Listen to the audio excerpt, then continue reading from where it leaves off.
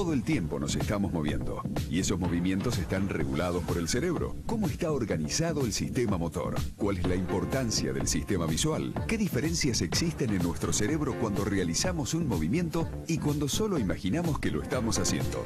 ¿Cuál es la función de las neuronas espejo? ¿Qué pasa cuando el sistema motor empieza a fallar? ¿Cuáles son las novedades en los procesos de recuperación de los daños en el sistema motor? ¿Qué habilidades mentales son aquellas que más se destacan en un deportista de élite? Estos y otros interrogantes abordaremos en este segundo bloque de Los enigmas del cerebro motor. Cuando imaginamos que estamos haciendo un movimiento, se activan las mismas áreas cerebrales que cuando realmente hacemos ese movimiento. Cuando miramos a otro hacer un movimiento, se activan también estas áreas cerebrales que se activan ante la realización del movimiento. Esto habla de que hay neuronas, y se atribuye a las neuronas en espejo, que permiten copiar el movimiento de otro. Además, cuando vemos a otro hacer un movimiento, se activa, además de la corteza motora, áreas parietales que permiten diferenciar que el movimiento lo está haciendo otra persona y no nosotros.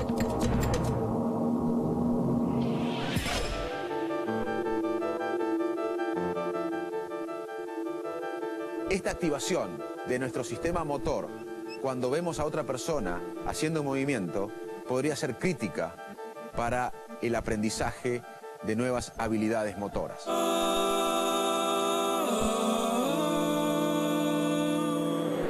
Y ahora vamos a conversar con una investigadora del sistema motor cerebral, la doctora Valeria de la Maggiore, formada en la UBA, luego estudió en Canadá y regresó al país para desarrollar un laboratorio de control motor en la Facultad de Medicina de la Universidad de Buenos Aires. ¿Qué nos podés contar acerca de cómo predecimos el movimiento? Cuando la persona empieza a realizar la acción, mi sistema nervioso cargaría un plan motor. El plan motor se empieza a ejecutar en el cerebro de la persona y a partir de los comandos motores puedo predecir lo que debería ocurrir en mi cuerpo. Y eso lo comparo con lo que estoy observando en la persona que estoy viendo. Entonces yo predigo que al mover la mano hacia este lado, mi codo se va a desplazar unos 10 centímetros, ¿sí? Y entonces se supone que en el cerebro del observador uno está comparando todo el tiempo la predicción que tiene de lo que va a ocurrir con lo que ocurre en la realidad. Y eso te permitiría, como vos preguntabas, anticiparse y reaccionar antes que el otro, por ejemplo. Tenemos fundamentalmente tres líneas de trabajo. Una de las líneas con las que empecé durante mi doctorado está enfocada en tratar de entender las bases neurales del aprendizaje motor. Suponete que vos sabés manejar un auto muy bien porque lo manejás desde hace 10 años y el día de hoy tu auto se rompe y tomás el auto de tu esposa prestado. Vas a poder manejarlo, pero al mismo tiempo tenés que adaptarte al nuevo auto. Entonces, ese es un tipo de aprendizaje que es bastante fácil de estudiar en el laboratorio. Entonces, uno de los temas que tratamos de ver es cuáles son los cambios plásticos asociados con la adquisición de ese aprendizaje.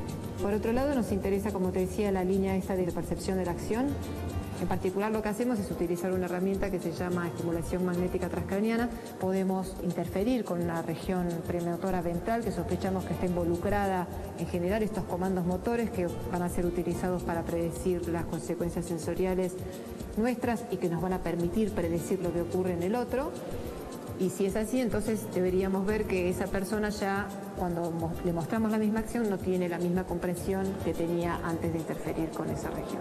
La tercera línea de trabajo tiene más que ver con qué exactamente está ocurriendo en la corteza parietal, de qué manera nos permite a nosotros corregir errores online a medida que estamos realizando un movimiento y cómo participa en esa conversión de información desde coordenadas que tienen que ver con el objeto a coordenadas que tienen que ver con el músculo que utilizo para llegar al objeto. Voy a contarles la historia de una criatura del océano que podría revelar algo de cuán importante es el sistema motor. Este animal de mar, de océano, llamado Sea Squirrel, está toda la vida buscando una roca para sentarse. Cuando se instala en esa roca, se come su propio cerebro. Lo que hace este animal nos hace reflexionar ¿para qué tenemos cerebro? Para algunos investigadores tenemos cerebro para producir movimientos complejos y adaptables al entorno. Cuando este animal ya no necesita estos movimientos, destruye su propio cerebro.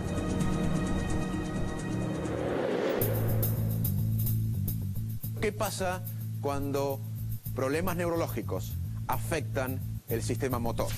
Un ejemplo es el accidente cerebrovascular, o también denominado por su nombre en inglés stroke. ¿Qué es el accidente cerebrovascular? Básicamente es la interrupción del flujo sanguíneo al cerebro provocando daño neuronal. Esto, entre otras cosas, entre otros síntomas, puede producir parálisis motora de una parte del cuerpo. Hoy sabemos, por estudios de imágenes funcionales, que estudian al mes o al mes y medio, ni bien se produce el ataque cerebrovascular, que hay circuitos en el cerebro que podían predecir qué persona se va a recuperar más o menos, y que otros circuitos cerebrales toman el comando de los lesionados. O sea que hoy está cambiando el concepto de actuar más tarde para actuar enseguida. Se calcula que la ventana para empezar la rehabilitación en humanos es hasta los 3 meses. O sea que hoy empezaríamos a rehabilitar al paciente con lesión motora al primer mes, mientras todavía está en cuidados críticos o intensivos. También existen otras enfermedades, como la enfermedad de Parkinson y la esclerosis lateral amiotrófica, que afectan el sistema motor. La enfermedad de Parkinson es una enfermedad neurodegenerativa, progresiva, por básicamente muerte de neuronas en un área del cerebro denominada sustancia nigra. La enfermedad de Parkinson es un ejemplo quizás el más interesante de qué es lo que ocurre cuando ciertos sectores del cerebro dejan de funcionar adecuadamente y por ende el movimiento no se puede ejecutar de la manera que se ejecuta en condiciones normales.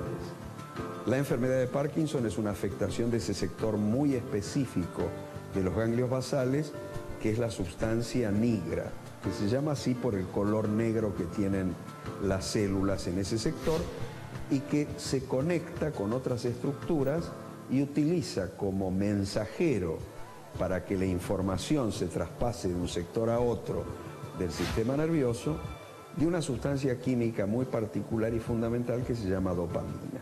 En la enfermedad de Parkinson, las células de la sustancia nigra se van perdiendo, por ende la cantidad necesaria de ese mensajero que gobierna esa parte del control motor se va perdiendo. La lentitud de movimiento es el ejemplo prototípico de perturbación motora en la enfermedad de Parkinson y en muchas de las otras enfermedades que afectan ese sector particular del cerebro. El segundo componente es la reducción de la amplitud del movimiento. Todo lo demás que existe en el Parkinson, la rigidez, el temblor, las alteraciones de la postura, son elementos adicionales. Lo fundamental es esto primero. ¿Cómo será la próxima década en relación a los avances para el tratamiento de la enfermedad de Parkinson? En la actualidad, el grueso de la terapéutica de la enfermedad de Parkinson está centrada en reponer la función de esa sustancia química que está afectada. Y hasta ahora esto ha tenido un éxito enorme, pero también enormes limitaciones. Y por ende, todo lo que viene para adelante, yo lo subdividiría en 2 áreas fundamentales. Lo que tiene que ver con encontrar drogas que vayan más allá del reemplazo de la dopamina, y el otro gran campo de diagnosticar precozmente la enfermedad y prevenir el proceso patológico antes de que éste se instale. ¿Qué pasa en la enfermedad de neurona motora? En las enfermedades de neurona motora, las que se enferman son esas neuronas motoras de la médula espinal. Por ende, no logran controlar a través de sus conexiones al músculo. Y no lo logran controlar bajo 2 niveles. Uno que es el nivel de la acción, del movimiento. Por lo tanto, se produce debilidad y parálisis. Pero por otro lado, esa conexión entre la neurona de la médula espinal y el músculo sirve como soporte nutritivo del músculo.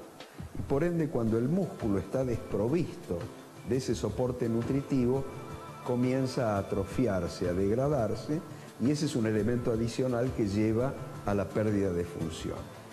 Y desgraciadamente esta es una enfermedad que progresa afectando cada vez sectores más importantes de la musculatura. Y no nos olvidemos que el deglutir, o sea, el tragar e ingerir los alimentos, es un acto motor. El respirar es un acto motor y necesita de músculos. Entonces, cuando esos músculos pierden la orden desde el sistema nervioso, se atrofian porque les falta el soporte nutricional, dejan de funcionar en cualquier sector en que estén. Si bien las neurociencias están intentando explicar preguntas desde varias áreas del conocimiento, siempre necesita de otros ángulos. En este caso, vamos a aprender del sistema motor escuchando a alguien que usa el sistema motor en forma perfecta. La importancia que tiene mi cerebro a la hora de realizar actividad física es fundamental. A partir de mi cabeza puedo transmitirle a todo mi organismo, le doy órdenes para poder correr. El running en mi caso es muy importante, el cerebro, la cabeza, el aspecto cognitivo, la motivación. Y a partir de ahí voy encadenando una serie de acciones para cumplir el objetivo propuesto. En los deportes de resistencia es fundamental tener pensamientos positivos. Si tengo emociones negativas o de un mal origen, no van a permitir que yo fluya en el deporte y pueda rendir. Ahora quiero que vean diferentes fotos. Son jugadores de básquet profesionales antes de lanzar la pelota para que entre en el cesto. Si ponemos a jugadores de básquet profesionales a ver estas fotos, puede predecir si la pelota va a entrar o no al cesto. ¿Por qué pasa esto? Porque uno tiene que estar entrenado con el sistema motor para poder predecir qué va a pasar con la acción del otro. Esto es muy importante. Por ejemplo, pongan a una persona con un libro pesado y ustedes saquen el libro, van a ver que la mano se levanta. En cambio, si le piden a esa persona que saque el libro, la mano va a quedar en ese lugar. Todo esto se explica porque uno puede predecir su propio movimiento, pero no el movimiento del otro. Y esto tiene que ver con el deporte de alto rendimiento, porque no solo estamos viendo que podemos predecir nuestro movimiento, sino que la clave para ser hábil en un deporte es la capacidad de predecir el movimiento del oponente. Y para sintetizar y resumir en el programa de hoy qué aprendimos del cerebro motor, quiero contarles otros ejemplos. Es tan complejo el sistema motor que todavía no podemos replicar la actividad motora precisa del ser humano en robots. Un robot desarrollado en los últimos años, en el tope del conocimiento de la robótica actual, intentando hacer un movimiento básico. Y luego vamos a ver un ser humano haciendo ese mismo movimiento. Y deja el tercer, va a tocar para Borruchaga, siempre Maradona. Genio, genio, genio, Aunque aprendimos mucho sobre el sistema motor, que es jerárquico, que se procesa en paralelo, que uno va adquiriendo habilidades en la vida, que uno puede imaginar el movimiento del otro y se activan las mismas áreas neuronales, que hay enfermedades que básicamente afectan el sistema motor, todavía no sabemos mucho y tenemos que seguir investigando porque el sistema motor humano es todavía no reproducible. Gracias por acompañarnos en un nuevo episodio de Los Enigmas del Cerebro. Este viaje maravilloso a través del órgano más complejo del universo, el cerebro humano. Los invito la próxima semana en la cual evaluaremos la percepción, cómo nuestro cerebro ve el mundo. Nos vemos la semana que viene.